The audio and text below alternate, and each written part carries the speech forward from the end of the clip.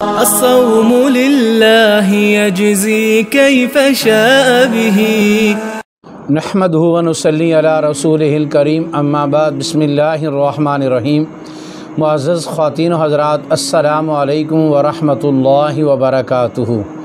میں آپ کی خدمت میں حاضر ہوں پروگرام سنہری باتوں کے ساتھ، اور آج کی مجلس میں آپ کے سامنے ملائکہ کے بارے میں وہ کون سے الفاظ ہیں کہ جن کو ادا کرنے کے بعد آدمی دائرہ اسلام سے خارج ہو جاتا ہے۔ چونکہ ملائکہ ایک بہت بڑی مخلوق ہے، اور اللہ رب العزت کی ذات کا جو کائنات کا غیبی نظام ہے وہ اللہ سب ملائکہ کے ذریعے چلاتے ہیں۔ تو اب یہ کہ ان کے بارے میں وہ کون کون سے الفاظ ہیں کہ جو اگر زبان سے ادا ہو جائیں تو ان کے بعد آدمی دائرہ اسلام سے خارج ہو جاتا ہے۔ تو ملائکہ کے بارے میں، فرشتوں کے بارے میں پہلا نظریہ جو کفر ہے کہ فرشتوں کو اللہ کی بیٹیاں سمجھنا۔ جب نبی کریم صلی اللہ علیہ وسلم مکہ میں تشریف لائے، اس وقت دنیا میں 3 طرح کے عقیدے تھے موٹے موٹے۔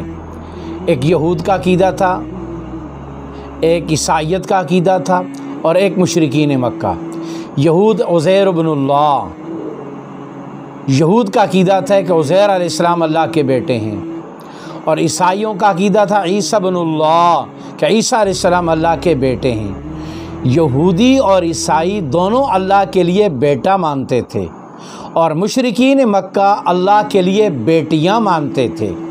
مشرکین مکہ کا یہ عقیدہ تھا کہ وہ فرشتوں کو اللہ کی بیٹیاں مانتے تھے۔ اللہ جل جلالہ کی ذات نے اس کفریہ عقیدے کی بار بار قرآن میں تردید فرمائی، اور ان الفاظ کے ساتھ فرمائی کہ اپنے لیے تو تم بیٹے پسند کرتے ہو اور اللہ کے لیے تم فرشتوں کو بیٹیاں بناتے ہو۔ یہ کیسا تمہارا نظریہ اور عقیدہ ہے؟ تو اپنے لیے تو بیٹا کا انتخاب ہے اور اللہ کے لیے بیٹی کا انتخاب ہے، اور اللہ بیٹے سے بھی پاک ہے، اللہ بیٹی سے بھی پاک ہے۔ لم یلد ولم یولد، نہ وہ کسی کی اولاد ہے نہ اس کی کوئی اولاد ہے۔ تو لہٰذا اللہ کے بارے میں فرشتوں کو بیٹیاں سمجھنا یہ عقیدہ کفر ہے، اور قرآن مجید میں اس کو اللہ تعالیٰ نے بار بار اس عقیدے کو نقل کر کے انہیں اس عقیدے سے باز رہنے کی تنبیہ فرمائی، اور اس کے کفر کو اللہ تعالیٰ نے بیان فرمایا۔ نمبر 2، فرشتوں سے مدد مانگنا۔ فرشتے بذات خود کسی کی مدد نہیں کر سکتے، نہ وہ کسی کے اختیار رکھتے ہیں۔ فرشتے اللہ کی طرف سے مامور ہیں، فرشتے اس کی مدد کریں گے جس کو اللہ چاہے گا۔ فرشتوں کو مدد کے لیے بھیجنا یہ اللہ جل جلالہ کی ذات کا کام ہے۔ ہر موقع پر ایمان والوں کی مدد کے لیے فرشتے آتے ہیں، اس کی ہزاروں مثالیں ہیں، اور قیامت تک یہ سلسلہ جاری رہے گا۔ اللہ پاک نے بدر میں نبی علیہ السلام اور صحابہ کی مدد کے لیے فرشتے اتارے۔ اس کے علاوہ بارہا کئی موقعوں پر فرشتے اللہ کی مدد کے لیے اللہ کی طرف سے ایمان والوں کے لیے آئے، حضرات انبیاء کے لیے آئے، حضرات صحابہ کے لیے آئے، نیک لوگوں کی مدد کے لیے آئے۔ اللہ کا غیبی نظام ہے جو فرشتوں کے ذریعے چلتا ہے، لیکن فرشتے اپنی ذات میں کسی کی مدد نہیں کر سکتے۔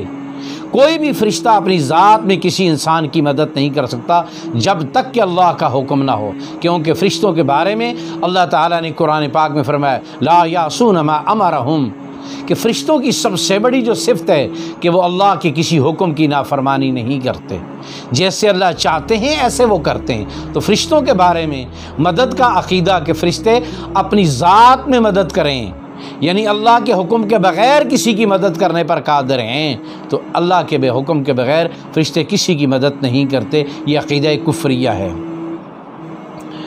یہ سمجھنا کہ فرشتے اللہ رب العزت کی ذات سے کہہ کر یہ کام کروا دیں گے، فرشتوں کو اللہ کا سفارشی بنانا، یہ عقیدہ بھی باطل ہے۔ اس عقیدے کی بھی کوئی حقیقت موجود نہیں ہے۔ فرشتے اللہ کے ہاں کسی کی سفارش نہیں کر سکتے، اور سفارش کے لیے اللہ کا ضابطہ ہے۔ اللہ اسی کی سفارش قبول فرماتے ہیں جس کو سفارش کی اللہ خود اجازت دیتے ہیں۔ شفاعت قاریہ کا روئے زمین پر کوئی بھی مالک نہیں ہے، شفاعت قاریہ کا معنی کہ کسی کے سامنے زبردستی اپنے اختیار استعمال کر کے اس سے کوئی کام کروا لینا، اس کو شفاعت قاریہ کہتے ہیں۔ اس کا اختیار نہ انبیاء کے پاس ہے، نہ فرشتوں کے پاس ہے، نہ انسانوں کے پاس ہے، نہ اولیاء کے پاس ہے، کسی کے پاس بھی شفاعت قاریہ کا اختیار نہیں ہے۔ ہاں، جس کو اللہ سفارش کی اجازت دیں وہ اللہ کی طرف سے سفارش کرے گا اور اللہ اس کی سفارش کو قبول بھی فرمائیں گے۔ نمبر 4، فرشتوں کو کسی کام میں گواہ بنانا۔ دو آدمیوں کا آپس کا معاملہ ہو رہا ہے، جی اس کے اوپر جبرائیل امین گواہ ہے، اسرائیل گواہ ہے، میکائیل گواہ ہے، اسرافیل گواہ ہے، کوئی اور گواہ ہے۔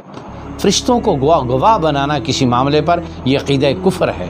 فرشتے کسی بھی معاملے پر گواہ نہیں ہیں۔ فرشتے تو صرف انسان کے اعمال کے اوپر گواہ ہیں، جو وہ بھی کرامن کاتبین جو انسان کے دائیں اور بائیں بیٹھے ہوئے ہیں، وہ ان کے اعمال لکھتے ہیں، ان کی وہ اپنی ڈیوٹی ہے۔ اس کے علاوہ فرشتے ہمارے دنیاوی معاملات میں یا دیگر معاملات میں کس طرح عدالت کے گواہ یا کسی چیز کو ثابت کرنے کے گواہ نہیں بن سکتے۔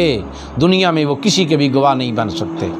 حشر کے میدان میں انسان کے اعمال پر جو 4 گواہ پیش ہوں گے ان میں سے ایک فرشتے بھی ہوں گے، لیکن دنیا کے کسی معاملے میں فرشتے جو ہے نا وہ گواہ نہیں بن سکتے۔